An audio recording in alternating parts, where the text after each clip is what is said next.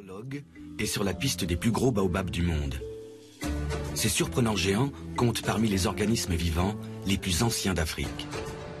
Ils supportent des chaleurs extrêmes et de longues périodes de sécheresse.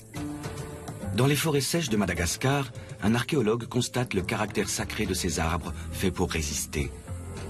Le baobab est indispensable à la survie des hommes et des animaux. Mais une double menace pèse sur lui, les brûlis et les éléphants. Les spécialistes se demandent comment sauver le roi des arbres de la savane avant qu'il ne soit trop tard.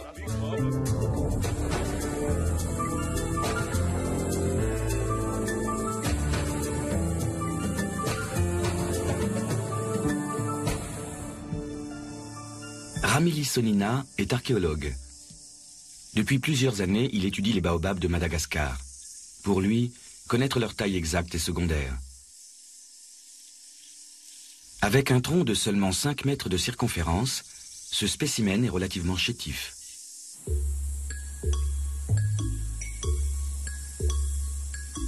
Le chercheur s'intéresse à l'histoire des baobabs. On en recense 6 variétés sur l'île de Madagascar, un record. Depuis toujours, le baobab est l'emblème de la culture malgache. Archéologiquement, moi je trouve que la présence de quelques pieds de baobab que nous voyons ici est très significatif.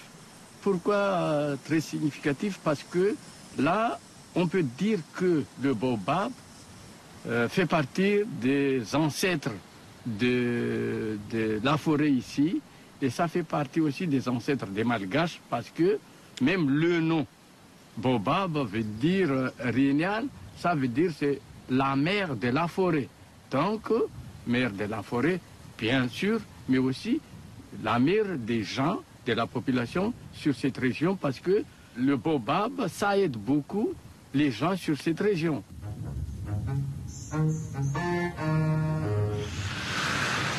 À Mojadjiskloof, dans le nord de l'Afrique du Sud, se trouve l'un des plus gros baobabs du monde. Son nom, l'arbre de Platland. Il mesure 34 mètres de circonférence. Sa propriétaire prétend que c'est le plus vieux baobab d'Afrique.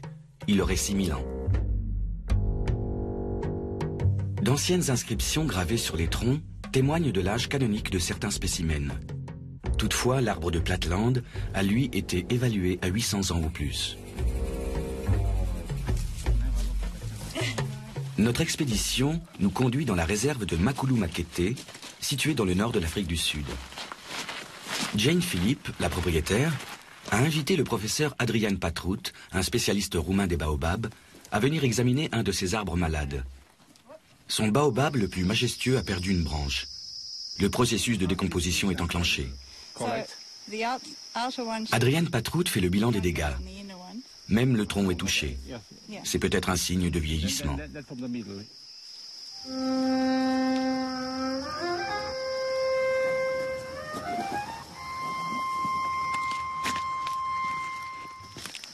L'écorce s'effrite sous leurs pas.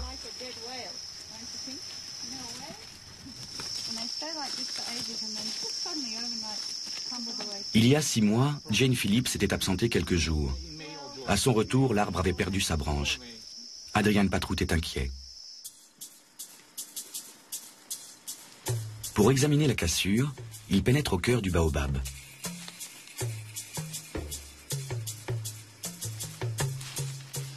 Le chimiste prélève un échantillon afin de déterminer l'âge exact de l'arbre.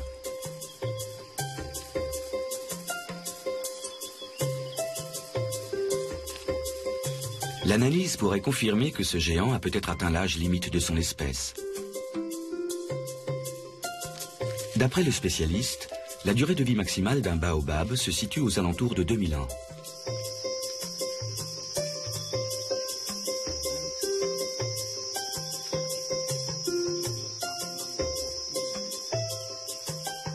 Selon des estimations antérieures, le géant de Makulu Makete aurait au moins 1200 ans. S'il mourait, l'Afrique perdrait l'un de ses plus vieux arbres.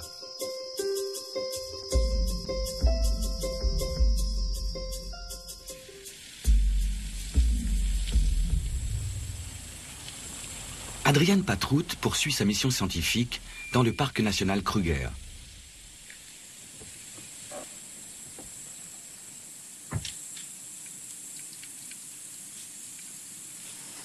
Avec Diana Main, une collègue sud-africaine, il veut identifier les facteurs environnementaux spécifiques auxquels sont soumis les baobabs. Pour pouvoir interpréter les données, il faut déterminer au préalable la circonférence de l'arbre. Ancien ingénieur en urbanisme, Diana Main étudie aujourd'hui les variations des milieux naturels. C'est l'un des plus grands arbres du parc Kruger. Je l'ai mesuré une première fois il y a quelques années et depuis j'effectue un suivi de son âge et de son taux de croissance. Nous constatons que beaucoup de grands arbres comme celui-ci qui mesure un peu plus de 17 mètres sont très malades. De nombreux baobabs sont morts ces dernières années, apparemment incapables de s'adapter au changement climatique. Une fois de plus, la saison des pluies s'est fait attendre plus longtemps que d'habitude. L'extrême sécheresse éprouve tous les habitants de la savane. Cet arbre a subi de très graves dégâts. On voit ici que son écorce est toute ridée. C'est peut-être le signe que l'arbre a manqué d'eau durant certaines phases de sa croissance. Nous l'ignorons. Ça a l'air très sec. Oui, effectivement, c'est desséché. Au bout d'un certain temps, on le voit ici sur ce spécimen très endommagé, l'arbre se régénère. Une nouvelle écorce va repousser par-dessus. La présence de nouvelles pousses est plutôt de bon augure. Mais l'arbre ne souffre pas que de la sécheresse. Il souffre aussi des animaux qui vivent dans le parc. Kruger a disposé des cailloux autour des arbres pour les protéger des éléphants, car les pachydermes n'aiment pas marcher dessus. Ils se mettaient là pour essayer de mordre l'écorce. On le voit ici, c'est récent. Des mesures de protection efficaces pour un arbre géant qui peut emmagasiner jusqu'à 10 000 litres d'eau. De quoi attirer la convoitise d'autres habitants de la savane. Les éléphants percent l'écorce des arbres pour aspirer l'eau de leur tronc.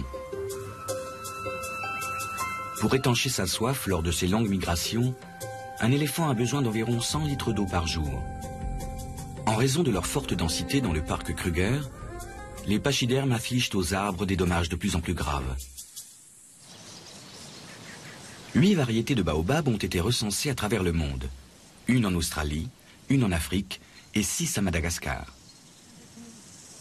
La forme, la taille et les fruits des espèces malgaches offrent des différences très marquées.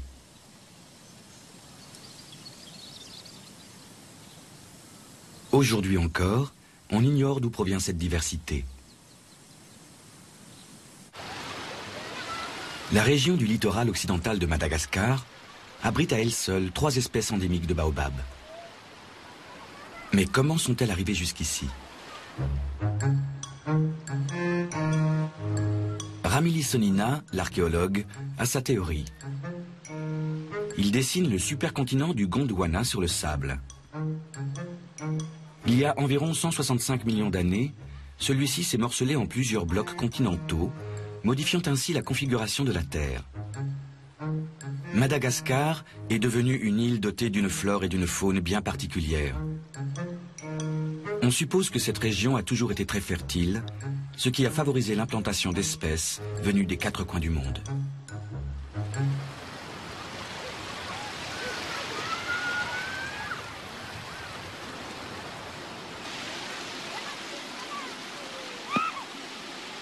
De nombreux végétaux et animaux, comme ce tenrek, proche du hérisson, ne vivent qu'à Madagascar. Aujourd'hui encore, le baobab a sa place au centre de nombreux villages.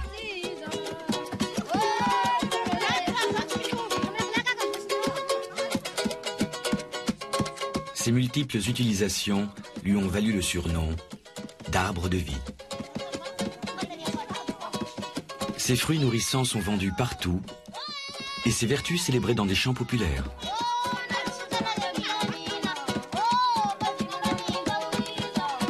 Ramili Sonina répertorie les usages traditionnels du baobab dans les communautés rurales.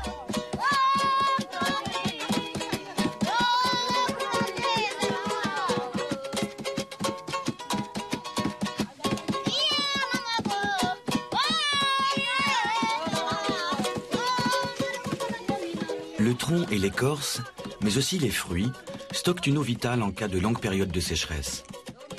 Sur la côte occidentale, les températures peuvent grimper jusqu'à 45 degrés.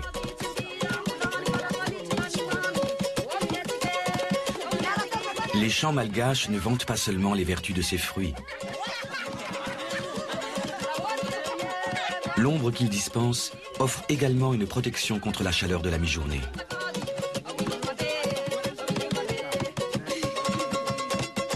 À partir des fibres de l'écorce, on fabrique des cordes pour instruments de musique.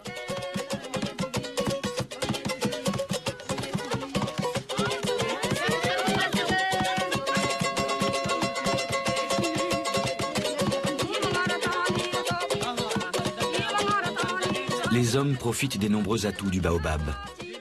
Il fait aussi le bonheur des orchidées et des oiseaux migrateurs.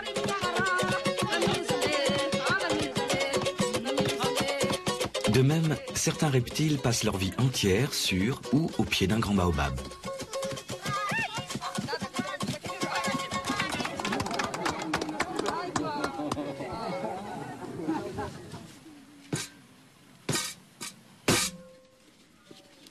La pulpe du fruit est un encas rafraîchissant.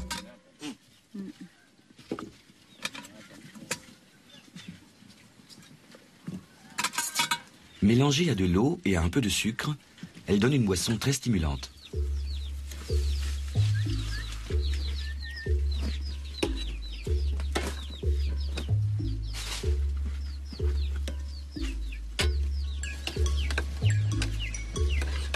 Riche en vitamine C, elle contient d'importants minéraux, comme le calcium.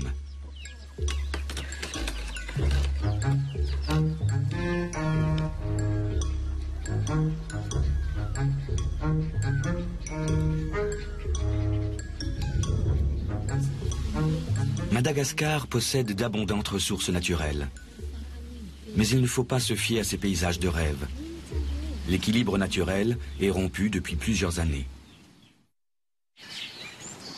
Voici la carte de la zone sauvage. Vous voyez, c'est un lieu immense parsemé de nombreux baobabs. Aujourd'hui, nous sommes ici, au campement de la piste de Nyalaland. Accompagnés des gardes du parc Kruger, Diana Main et Adrian Patrut vont effectuer un safari à pied dans la partie nord, la plus sauvage. On y compte environ 80 000 baobabs.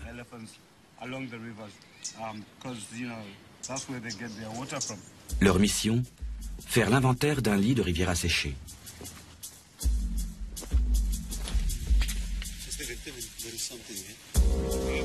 Un des gardes remarque un détail singulier dans ce paysage inhospitalier.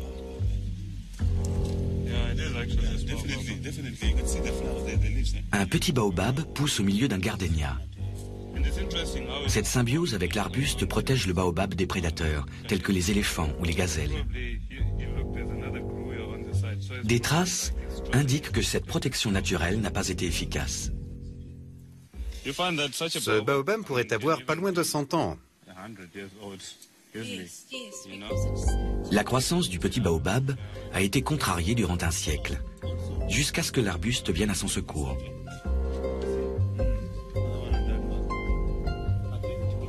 En comparaison, cet arbre, épargné par les prédateurs, a sensiblement le même âge. Ce qui nous inquiète le plus, c'est qu'on n'observe pas la germination de jeunes pousses qu'on appelle le recrutement. Dans certaines zones, on peut penser que c'est sans doute le bétail qui tasse le sol et empêche les graines de germer. Les éléphants et autres ruminants abîment également les arbres.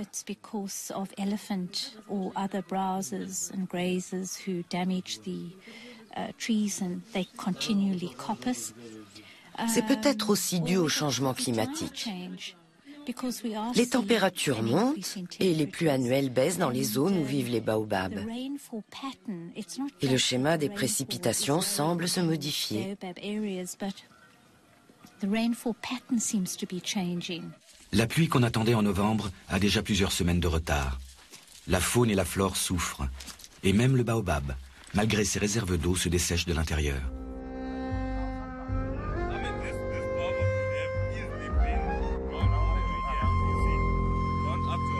l'un des géants s'est effondré.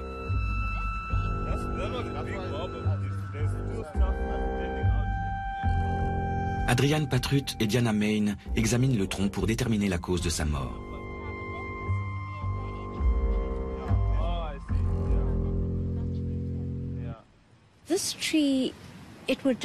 Cet arbre s'est affaissé de l'intérieur. Les fibres du tronc, structurellement affaiblies, n'étaient plus en mesure de supporter les branches de l'arbre. Mais cela ne nous indique pas si des éléments pathogènes sont à l'origine de ce dépérissement. D'après les gardes, ce sont les dégâts causés par les éléphants qui ont tué l'arbre.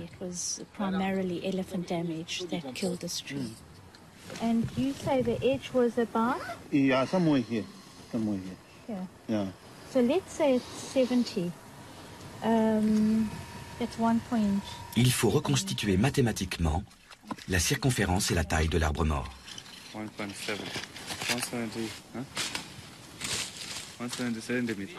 D'après la structure du tronc, l'arbre devait mesurer 12 ou 13 mètres de circonférence. Savez-vous quand la décomposition a commencé? Quand on l'a découvert, en avril, il était déjà tombé. Mais quand on est venu l'an dernier, il se tenait encore debout, sur les rochers. Chaque année, des baobabs disparaissent. Ces géants ont besoin de centaines d'années pour atteindre leur taille adulte. Nos deux scientifiques veulent déterminer les menaces imminentes qui pèsent sur les baobabs du parc Kruger.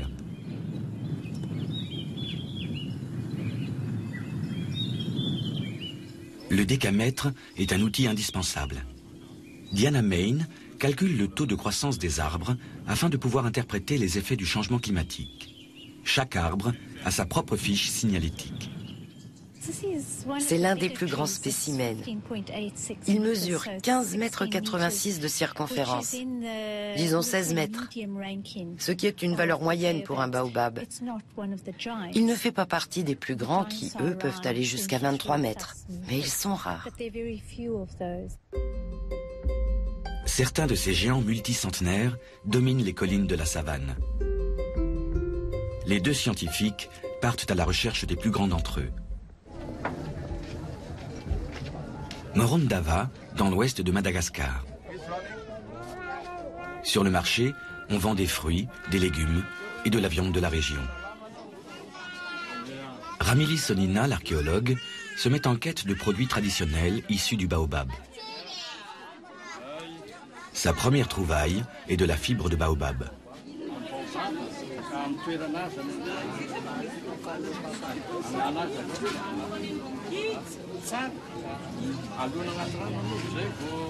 Pour mesurer l'importance de ces produits dans la culture malgache actuelle, l'archéologue rassemble divers objets de la vie courante.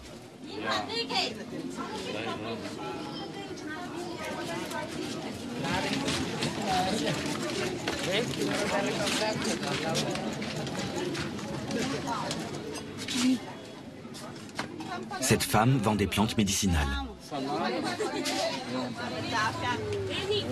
On prête au baobab des vertus de guérison. Écorces, racines, fruits et fleurs aideraient à combattre les inflammations, les maladies de peau, la douleur et même la malaria. Dans un des pays les plus pauvres du monde, la médecine naturelle joue un rôle primordial. Les ressources naturelles d'un arbre sont plus importantes que sa beauté. C'est une fibre de baobab. Donc les gens, ils ont vendu ça au marché et ici les gens viennent l'acheter. Donc ils ont besoin pour faire des cordes, pour attacher les parkas de toits de maison, etc., etc. Mais ils ont besoin aussi de cette fibre pour la couverture de maison ou bien pour le mur. Bon, ça c'est la fibre.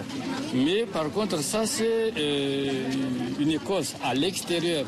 Donc ils vendent et ils l'achètent parce que ça c'est des médicaments.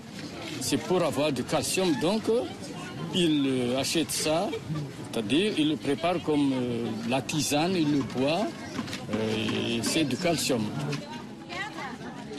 Mais le baobab n'a pas encore livré tous ses secrets.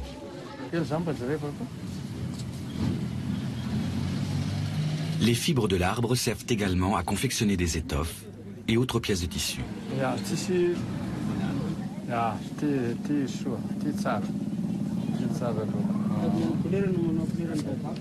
Aujourd'hui, les textiles sont principalement fabriqués à la machine et ont une qualité similaire à celle du coton.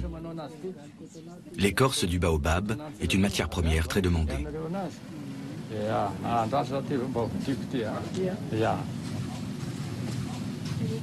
Mais les ressources ne sont pas inépuisables. Plus de 90% de la forêt primaire de l'île a déjà été détruite par les brûlis et l'érosion. Les habitants prétendent que ce baobab était mort avant d'être abattu, mais cela semble peu probable.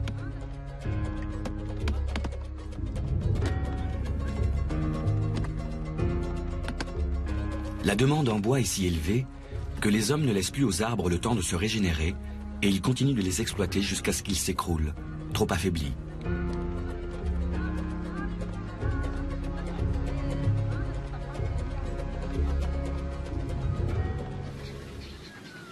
Les baobabs disséminés dans les champs et les pâturages autour de Morondava offrent un spectacle grandiose.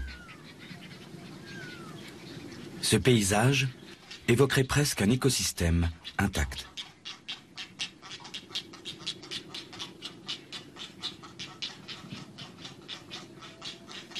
Mais l'équilibre est rompu.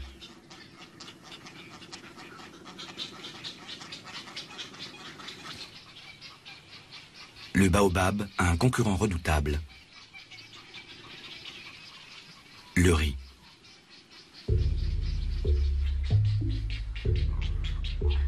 Il n'a pas plu depuis des mois, l'eau se fait rare. Et le riz est très gourmand en eau. Pour beaucoup de paysans malgaches, la riziculture constitue une importante source de revenus.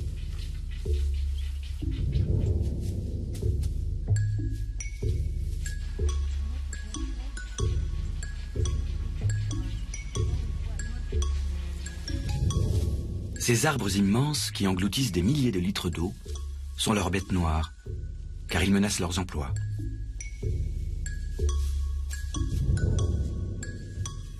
Autour de cette petite allée bordée de baobabs s'étendait autrefois une forêt entière. Des milliers d'arbres ont été sacrifiés au profit de la culture du riz. Seulement 300 ont été épargnés et ils font désormais l'objet de tous les soins.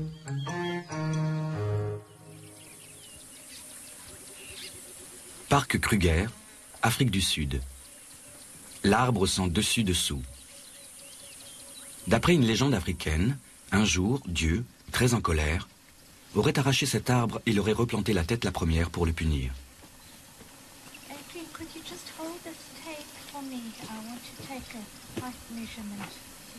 En fait, ces puissantes racines sont bien implantées dans le sol.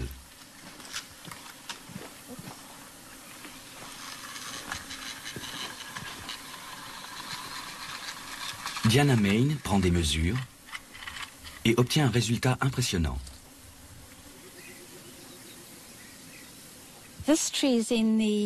Cet arbre fait partie de la classe des géants, c'est-à-dire des plus de 25 mètres, à quelques variations près selon l'époque de l'année où on effectue la mesure. À notre connaissance, c'est le plus grand arbre du parc.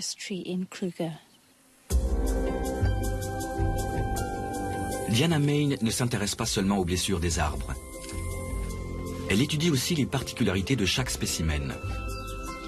Pour des raisons encore inconnues, beaucoup de vieux baobabs sont creux.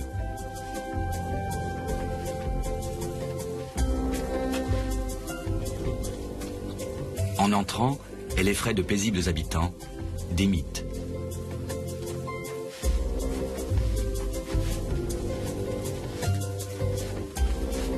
Malgré ses profondes blessures, l'arbre est toujours en vie. Accessoirement, c'est aussi une œuvre d'art naturel.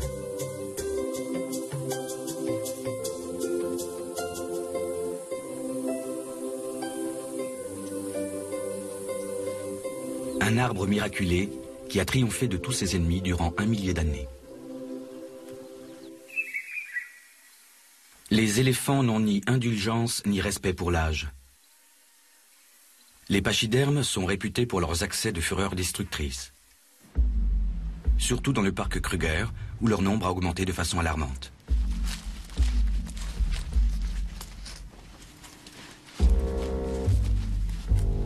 Comme s'ils étaient incapables de tolérer la cohabitation avec un géant, les éléphants ont dévoré l'arbre jusqu'au cœur. La victime a cependant survécu par miracle. Diana Main est émue par cette puissante volonté de vivre.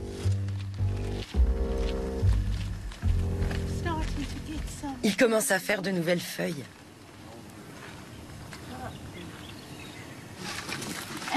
Et on voit apparaître des boutons de fleurs. Les fleurs doivent impérativement être fécondées dans les 48 heures, faute de quoi elles tombent. Statistiquement, il faut 30 000 graines pour assurer la reproduction. Les éléphants l'ont attaqué récemment? Oui, il y a 2 semaines. J'ai vu 2 mâles ici. Ce sont les mâles qui commettent la plupart des dégâts. Les éléphants font des incursions régulières. Bientôt, ils auront entièrement vidé l'arbre de sa substance. Diana Main collecte d'autres données sur l'arbre, mais rien ne l'assure qu'il sera encore debout lors de sa prochaine visite.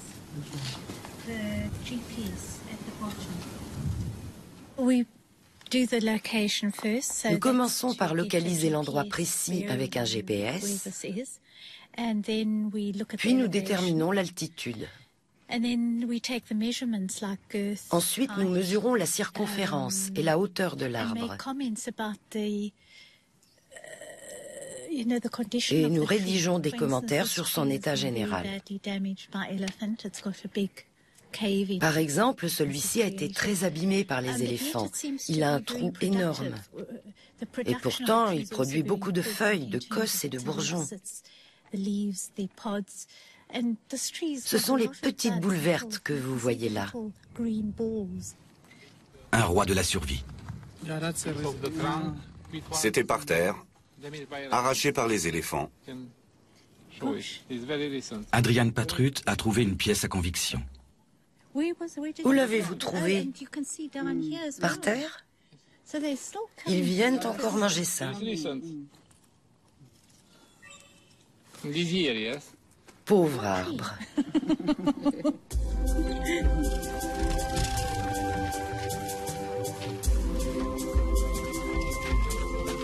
Contrairement à d'autres, cet arbre dépérit d'année en année. Le parc national de Kirindi-Mit, dans l'ouest de Madagascar. Une des dernières forêts primaires de l'île, abrite une biodiversité riche en espèces endémiques. Des baobabs poussent dans les sous-bois de cette forêt sèche, à la grande joie des lémuriens et d'autres animaux.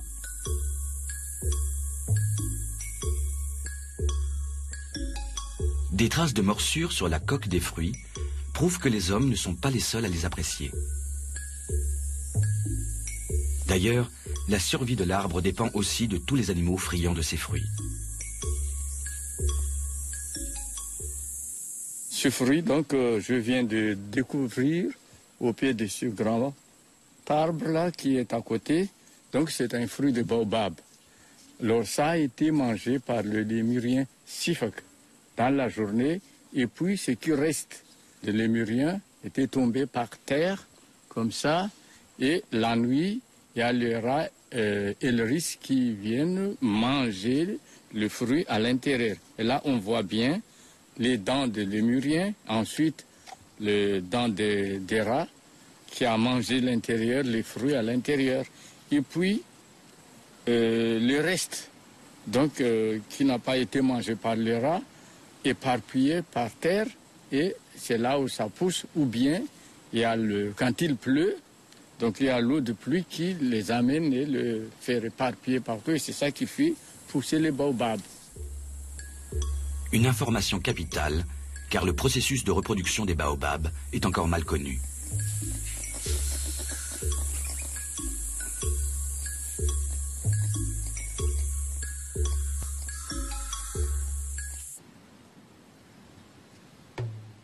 Adansonia digitata, l'unique variété de baobab africaine, est également tributaire des animaux pollinisateurs et autres frugivores.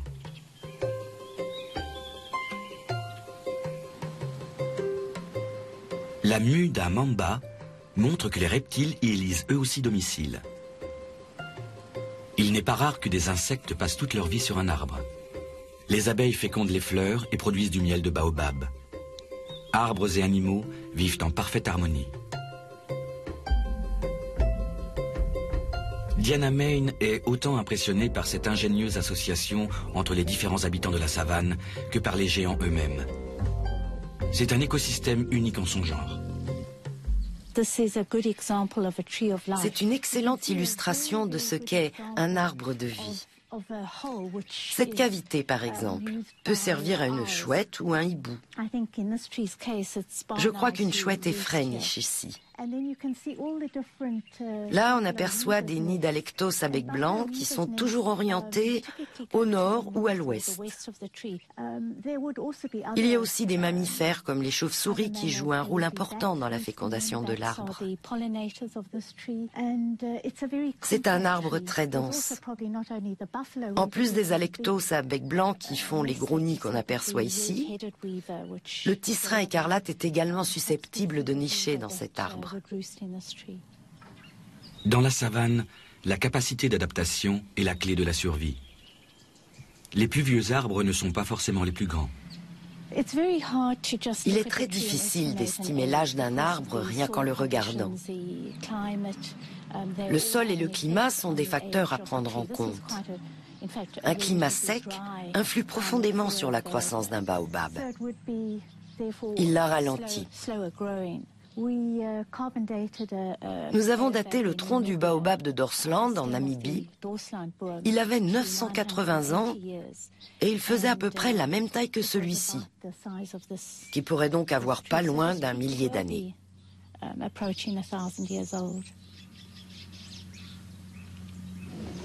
Masque hydratant à l'extrait de baobab dans le village de Mangili à Madagascar.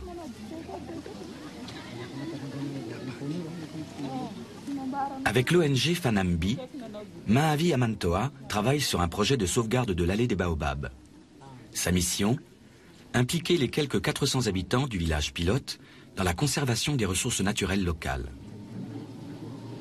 La population a tendance de changer le système d'utilisation des matériaux qui venaient des baobabs à l'époque. Ça peut être des fibres. Par rapport à ça, pour avoir des fibres, il faut écorcer les baobabs.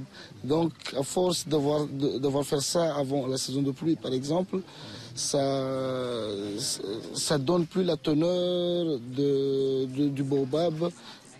Il va moins résister à la pluie.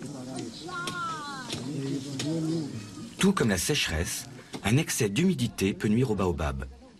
Le changement climatique nécessite une remise en question des habitudes. Ça est devenu de ce jour à ce jour une grande importance capitale, la conservation de tous ces baobabs. Et les gens, par rapport aux matériaux, essaient de trouver une autre alternative de matériel pour s'en servir pour la construction de certains bâtiments, ou ça peut être des charrettes, ça peut être autre chose. Le projet de Fanambi est d'apporter aux habitants des revenus supplémentaires. Depuis des années, l'allée des baobabs attire les passionnés de nature du monde entier. La mise en place d'une infrastructure touristique pourrait procurer aux habitants des villages des revenus plus élevés que ceux de l'exploitation de leurs ressources. Mais tous les géants de Madagascar ne sont pas menacés. Certains sont protégés par le culte des ancêtres, pratiqué sur l'île. Ils sont considérés comme sacrés et inviolables, car selon la croyance, les âmes des défunts vivraient à l'intérieur. Depuis de nombreuses années, Ramili Sonina s'intéresse aux rites culturels qui entourent les arbres sacrés. Son nom s'appelle baobab amoureux, parce que là, il y a deux troncs. Donc, il y a le grand tronc, c'est la femelle, et le petit tronc au-dessus, c'est le mâle. Donc, c'est un arbre sacré parce que c'est là où les femmes, où les jeunes mariages viennent demander des vœux pour avoir des enfants, pour avoir le bonheur. Eh bien, ils viennent apporter quelque chose, soit du miel, soit un peu de bonbons, quelque chose comme ça, pour faire plaisir à l'ancêtre et aux esprits invisibles. Le baobab amoureux est célèbre dans tout Madagascar. Même pour les touristes, il est devenu le symbole de l'amour éternel. Presque chaque village malgache possède un arbre sacré. On vient implorer à son pied la bienveillance des ancêtres. Là, vous savez qu'il y a la jeune fille qui est malade. Donc ça, c'est un mauvais sort que quelqu'un lui a jeté parce que un jeune homme était amoureux d'elle. Mais elle n'a pas voulu, elle n'a pas accepté. Donc, le garçon lui a jeté un mauvais sort.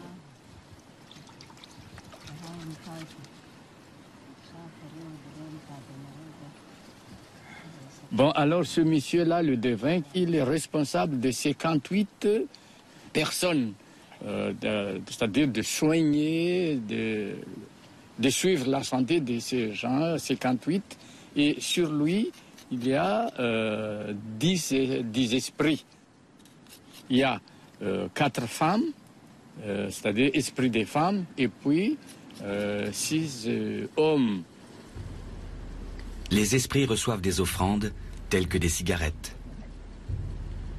Par sa présence, l'archéologue remplace les représentants du village.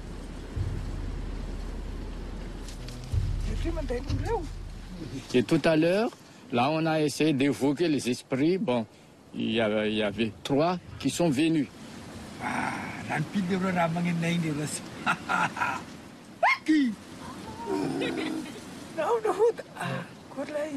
Le chaman sert d'intermédiaire pour communiquer avec les ancêtres.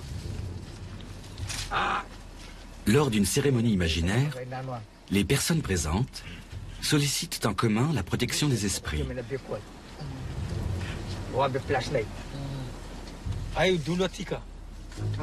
La femme victime d'un maléfice semble aller mieux.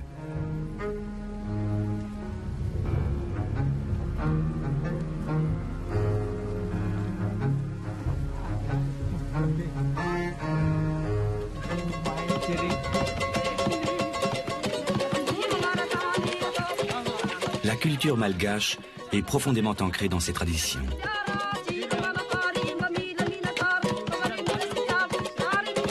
Le quotidien des habitants est rythmé par le culte des ancêtres et les travaux agricoles.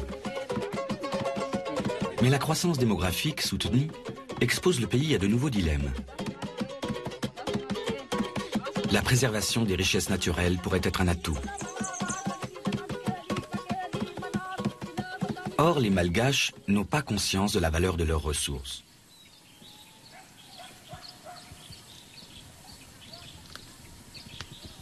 Un brûlis est en cours, détruisant l'habitat de la faune et de la flore.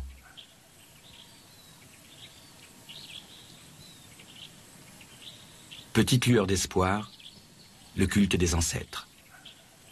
Moi, je trouve que le culte des ancêtres, il ne faut pas quand même le négliger, parce que ça fait partie d'un facteur qui nous permet de protéger la forêt. Parce que sans cette culture, c'est-à-dire le culte des ancêtres, ben, cette forêt serait déjà coupée, que ce soit la forêt où il y a le cimetière des enfants ou la forêt où il y a le lieu de culte Fiam. Les forêts sacrées isolées de Madagascar sont vouées à disparaître. Seule solution, favoriser l'écotourisme. Le baobab de Sagol est un des géants les plus célèbres d'Afrique du Sud.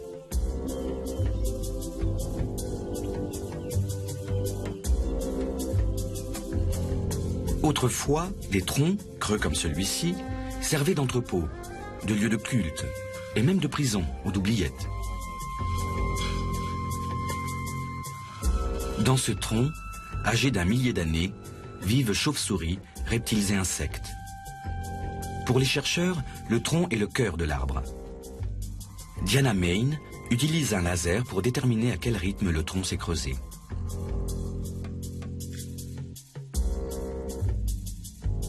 Les données recueillies l'informeront sur l'état et l'activité du géant.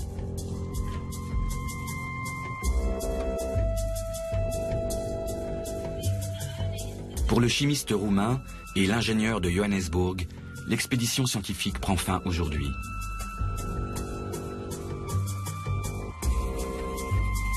Leurs observations contribueront à mieux comprendre le mode de vie de ces géants millénaires.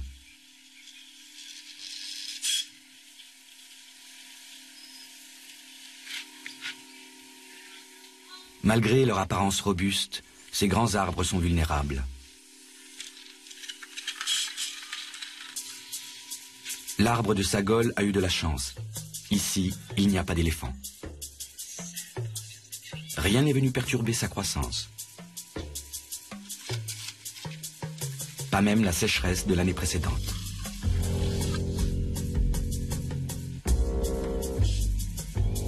Par hasard, une des 30 000 graines a germé au bon moment, au bon endroit.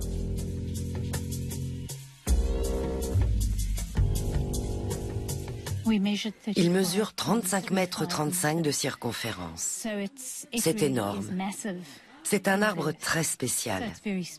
À notre connaissance, c'est le plus grand Adansonia digitata du monde qui soit encore en phase de croissance. C'est le plus grand de son espèce, admiré pour son âge quasi biblique et sa taille.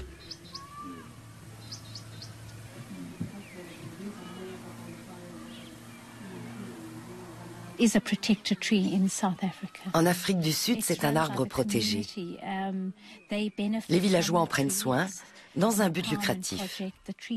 Les arbres sont entourés par une clôture et il faut acheter un billet pour accéder au site. Le tourisme est encouragé. Il y a une aire de pique-nique et les gens viennent ici le week-end pour se détendre. Ils apportent de quoi manger et ils contemplent l'arbre. Un arbre, source de revenus. En Afrique du Sud, l'idée a fait son chemin, et pas seulement pour l'arbre de Sagol. C'est au tour des Malgaches de mettre en pratique leurs principes environnementaux, s'ils veulent que leurs enfants profitent encore longtemps de l'héritage de leurs ancêtres. Lundi, destination Potosi, en Bolivie. Une ville minière qui vit désormais du tourisme. Mais sans tarder, découvrons le making-of de la série Dans tes yeux, le tour du monde en 40 destinations de Sophie et Pongo.